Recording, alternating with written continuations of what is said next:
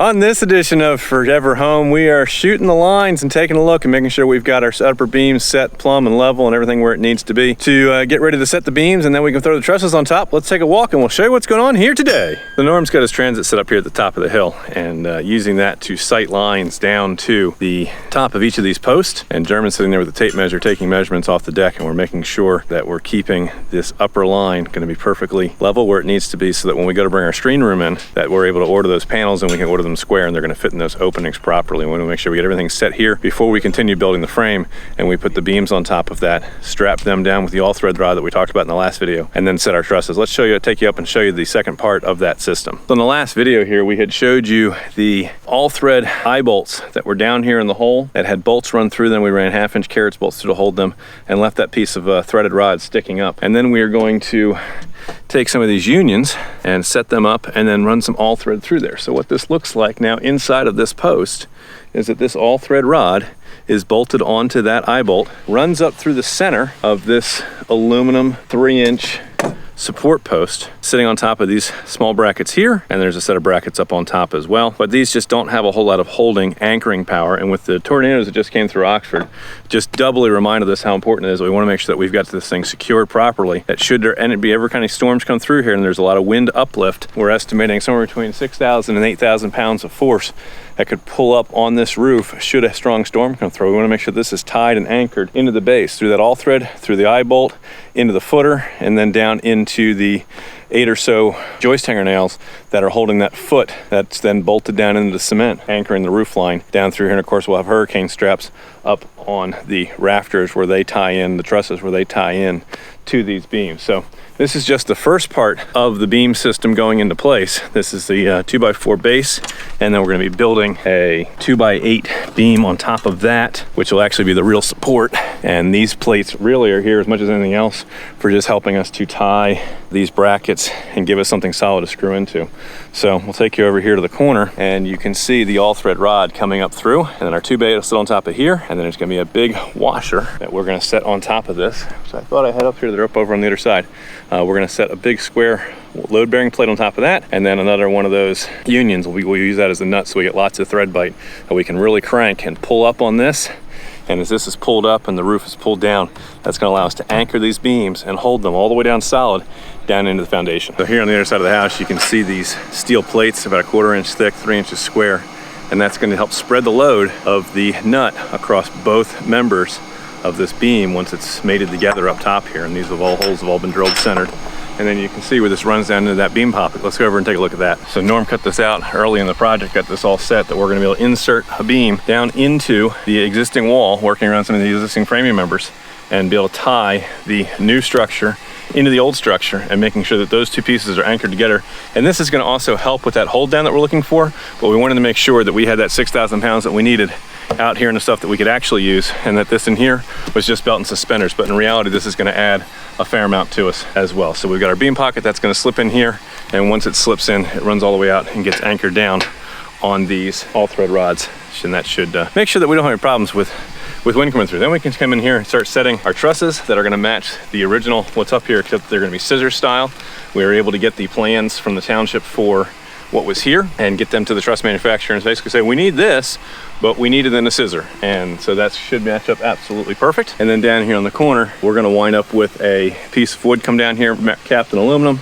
We'll put some new J-channel. We're gonna eliminate this corner post. We'll use a piece of J-channel to protect this side over here. And the same thing over here on this side. This corner post is going away.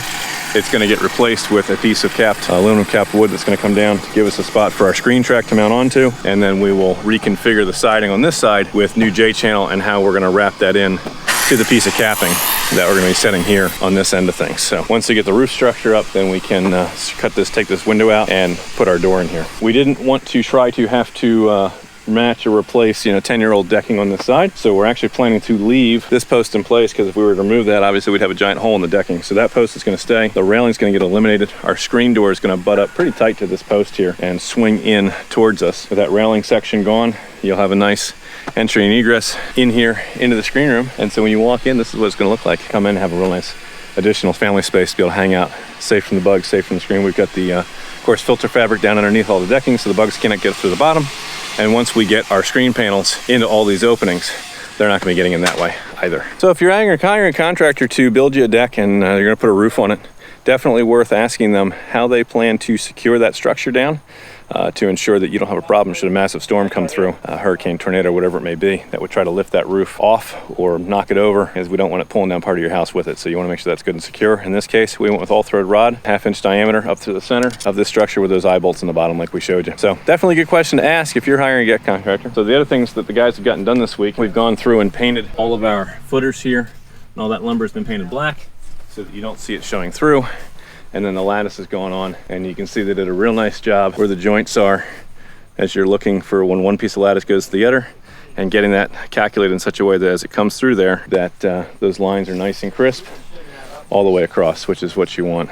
We brought the pipe over here to run the sump pump out from underneath the deck, because before it was a piece of PVC half underneath here, and we didn't want just eroding a spot under the deck, so we've got that brought out. So the lattice is on all the way around, the poles are up, the beams are getting set. We've got these braces here just to kind of help hold things straight. And the guys just built a small 2x4 box around the top collar just to hold them so we can take them off later. Project is coming along nicely. Now, interesting side note, when I called the manufacturer and I asked him about this hold down question and the wind blow off, he said, yeah, just take some self-tapping screws, run them through that 3-inch aluminum box tube and right into the side of those cups, and that should hold just fine. She's not going anywhere. Hell no, she's tight. Yeah, that's on. I'm not sure I trust the shear strength of a 5/16 self-tapping screw, maybe 2 of them, to hold down 6,000 pounds. Do you? I just don't think that's a good idea. So the other piece the guys were working on once the lattice was set where they needed to put it was to get the skirt boards put on the fascia boards. And there's a couple different ways that you can do these. Our preference more recently has been to do the butt joints, because we found that over time, any kind of diagonal miters here on these corners have a tendency to open up.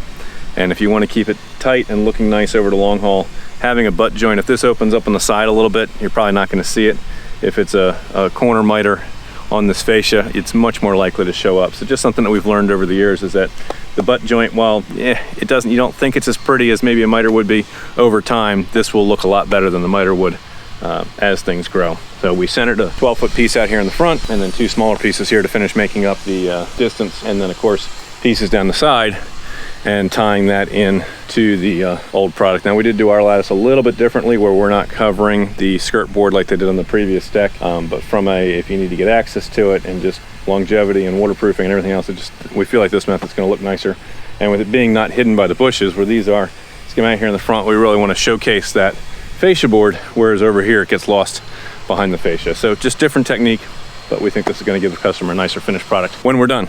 So that's sort of the update here for today. If we can solve a problem for you, there's nothing our team doesn't do. Roofing, siding, windows, doors, decks, anything on the interior of your home, renovate your kitchen, make over your master bath, finish your basement, plumbing, drywall, electrical, spackle, paint. There's nothing our team doesn't do. We have a dedicated office staff standing by to answer your call weekdays, 9:30 in the morning until 2 in the afternoon at 484-748-0008. Choose option 2 for 𝗂𝘁'𝘀, your full service construction and renovation company, and extension 2 for a new project. You can take a picture of what's bugging you, whatever problem you might have, send it to us right here on our Facebook page. Click that contact us button there at the top. Send us a message with some photos, your address, your phone number, ways to get in touch with you, and our office staff will be happy to connect with you that way as well. Like this video, share it with some friends. If you're watching on YouTube, make sure you hit that subscribe button, the notifications bell, like the video, so this gets spread around to other folks, that they can start learning what kind of questions they want to be asking when they're interviewing a contractor for building a screen porch on the back of their house. Remember, when we're finished with it, you'll be proud to say it's not just done.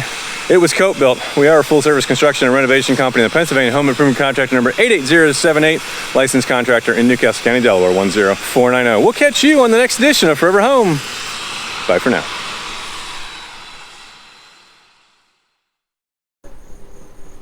On this edition of Forever Home, we're setting